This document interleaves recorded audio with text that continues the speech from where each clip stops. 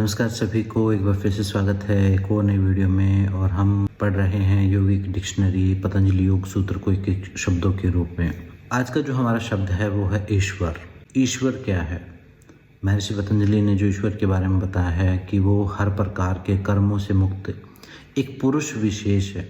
मतलब जो हमने पुरुष जाना था कि एक चेतना है जो प्योर कॉन्शियसनेस है, वो प्योर कॉन्शियसनेस का एक ऐसा रूप है ईश्वर। मतलब हम मान लो एक कॉन्शियसनेस है, तो हमारा ही बदला हुआ एक दूसरा एक ऐसा रूप है, हमसे बड़ा रूप। वो कभी कर्मों के प्रभाव में नहीं आता, जो कर्म फल से मुक्त है, जो कलेशों से मुक्त है, जो सुख दुख से मुक्त है, जो शाश्वत है, हमेशा से चला रहा है, नित्य है, जो लगातार चला रहा है और हमेशा तक रहने वाला है। एक ऐसा पुरुष विशेष है ईश्वर।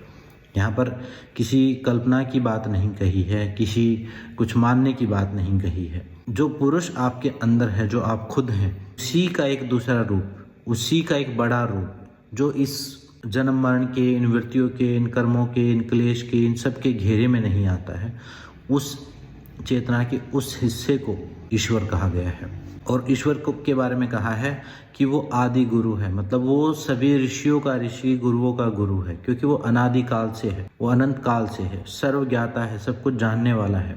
और उसका तस्यवाचक प्रणव, मतलब वो ओम रूप में है, ओम स्वरूप है। जो ओम शब्द है, जो हम ओम की ध्वनि कहते हैं, बोलते हैं, चैंटिंग करते हैं, वो उसका प्रतीक है।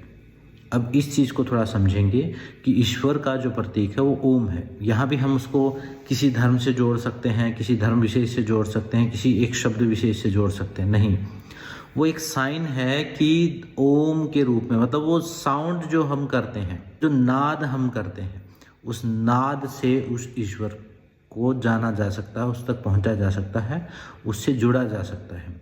मतलब हमारे पास उस सुप्रीम सोर्स से जुड़ने का एक महर्षि पतंजलि ने एक माध्यम दे दिया कि नाद, साउंड, वाइब्रेशन को अगर हम समझें और उस पर काम करें तो हम उस ईश्वर तत्व को समझ सकते हैं।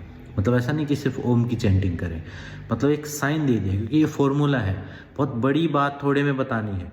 तो ईश्वर को साउंड के रूप के ऊपर जब हम काम करें, वाइब्रेशन के ऊपर काम करें, नाद के ऊपर काम करें, तो हम ईश्वर तक पहुंच सकते हैं। ये एक हिंट दे दिया है। और ओम के रूप में कहा है कि वो जो प्रणव की जो ध्वनि है वो ईश्वर का ऐसा वो रूप है।